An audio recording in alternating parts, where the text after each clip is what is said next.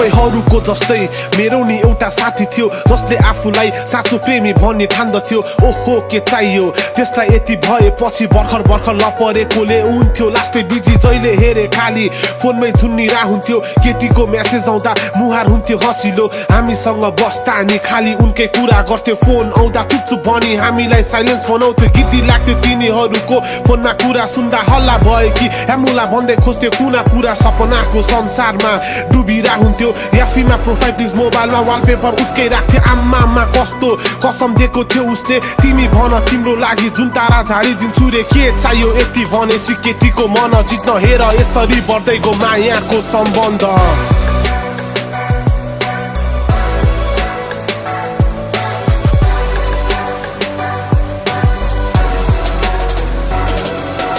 तिमीबाट उच्चारण अब तमा पुग्यो बिहे नगरी एकअर्काले बुढा बुढी भन्न थाल्यो याफी पासवर्ड सेयर बेला बेलामा झगडा केही छिन पछि कुरा मिल्थ्यो अन्धोथी मायामा केटाले आमा बा चिनायो घरमा लान थाल्यो उसलाई भगवान साँची राखी कहिले नछोड्ने कसम खायो डेटिङ भेटघाट बढी हुन थालेछ इमोसन अट्याच फिजिकल रिलेसन कयौँपल्ट भएछ सुनाउँथ्यो हामीलाई आज मैले यस्तो गरी याद नै भएन इमोसनमा कन्डम लाउन बिर्सी भित्रै जारी कति पिल खानिन्थ्यो उसलाई पाठे घरमा समस्या पिललाई सेफ्टी डिभाइस बनाए अब तिनीहरूको सम्बन्धले कोल्टे फेर्दै गयो मायाको शब्द सेक्ससँग जोडिने माध्यम बन्यो मायाको आवाज सेक्स गर्न मन लाग्यो बेला दिक्क लाग्थ्यो रे उसलाई अब उसँग भोलि मिसाउन पहिला जस्तो रहेन सम्बन्धमा आँच आएछ झगडा हुँदा हुँदै फाइनली ब्रेकअप भएछ अनि केटा आफ्नो बाटो लाग्यो खासमा मायाको अध्याय यही अन्त्य हुनु पर्थ्यो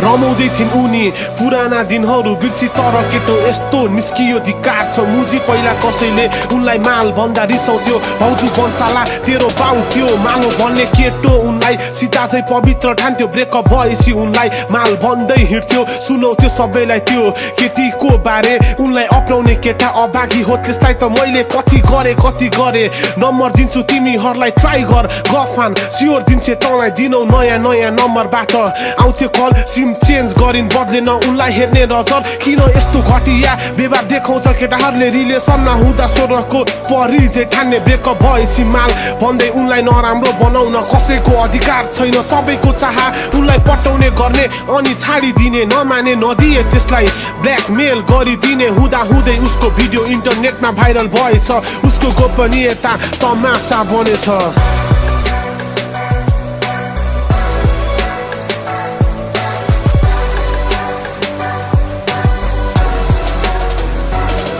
एकाएक साथीहरूको टेक्स्टमा थिएन सहानुभूति मर्ने या बाँच्ने कुरामा उनी युद्ध गरी राति दोषी म होइन त्यो केटा हो सजाय पाउनु पर्छ परिवारको सहायताले पुलिस केस गरिदिन्छ कति दिन लुक्थ्यो र त्यो केटा समातियो खुलासा अन्त्यमा उसँग रिभेन्ज दिनु थियो एक गल्तीले केटाको भविष्य अन्धकार्य प्रस्ताव गरेर के भो अब उसलाई अदालतले जन्म कैदको फैसला सुनाइसकेको थियो सलाम छ उनलाई जसले आँट गरी न्याय दिलाई आफूलाई बाँचिरहेछन् आज उनी आफ्नो स्वाधीनतामा मार्नुहुन्न आफूलाई न्याय दिलाउनु पर्छ सचेत हुनु पर्छ मायामा अन्धो हुनुहुन्न विश्वास तोडिने चिज हो स्वार्थ पुरा नभएसम्म